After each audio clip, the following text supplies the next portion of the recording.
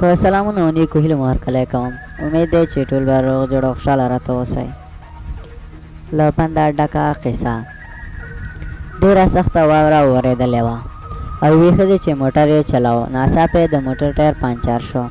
د خپل موټر څخه راښکته شوه او د سړک په غاړه ودرېده. هر یو موټر به چې راتله نو دې به لاس ورکوه چې مرسته ورسره وکړي، خو هېچا هم موټر ورته نه دراوه.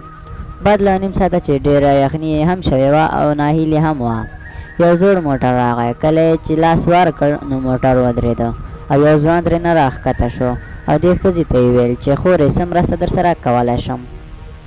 ښځې خپل د موټر ستونزه ورته وویله. ځوان ښځې ته وویل چې ته موټر کې کښېنه، زه سمدستي د موټر ټایر بدلوم. ځوان ډېر په چټکۍ سره ټایر بدل کړ، خو کله یې چې کار خلاص شو نو ښځې ورته 100 روپۍ ونیولې. ځوان ورته وویل خورې د پیسو لپاره مې دا کار ونه کړ، خو بس دومره وایم چې زما په شان ته هم بل چا سره مرسته وکړه. او ځوان روان شو. ښځه ډېره وږې شوې هم وه، نو لږ وړاندې یو هوټل ته تاو شوه او دننه لاړه تر څو یو څه وخوري. په دې وخت کې د هوټل کارمنده چې هغه هم یوه ښځه وه او حامله هم ورته راغله. دې ښځې خپل فرمایش ورکړ، ډوډۍ یې وخوړله. کارمندې ته یې وویل 100 روپۍ شوې، هغې ورته وویل 300. ښځې $100 ورکړل. کارمنده لاړه چې ماتې پیسې ورته راوړي، خو کله چې راغله ګوري چې ښځه نشته او یو لیکلی کاغذ په میز پروت دی.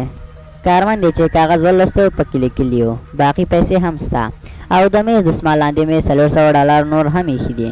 خپلې مریضۍ لپاره یې مصرف کړه، زما په شان ته هم له بل چا سره مرسته وکړه. کارمنده چې کله کور ته لاړه حالت یې ښه نه و. خاوند یې چې یو غریب سړی و موټر یې چلاوه. ماښام چې کور ته راغی ویې لیدل چې ښځه په تکلیف کې ده، نو ښځې ته یې وویل چې روپۍ هم نه لرم، موټر نن هم دومره کار وکړ چې لږ څه سودا مې راوړه او موټر هم زوړ ده، چا نه اخیسته چې خرڅ کړی مې وای. کارمندې ښځې ټوله کیسه ورته وکړه چې هغې ښځې ورته $100 ورکړي وو او په آخر کې یې ورته لیکلي وو لکه زما په شان ته هم له نورو سره مرسته وکړه. د خاوند په سترګو کې اوښکې راغلې، ځکه چې خاوند یې هغه ځوان و چې د هغې ښځې د موټر ټایر یې بدل کړی و. نو الله جل جلاله له نیکانو سره مل دی. کوم لاس چې مرسته کوي په همغه لاس یې الله جل جلاله عوض درکوي. نو باید چې ټول مسلمانان یو بل سره د خپل وس مطابق مرسته وکړي. هیله یم چې ویډیو مو خوښه کړې وي. که خوښه کړې مو وي نو مهرباني وکړئ ویډیو اول لایک او بیا زموږ چینل در سره سبسکرایب کړئ. مننه.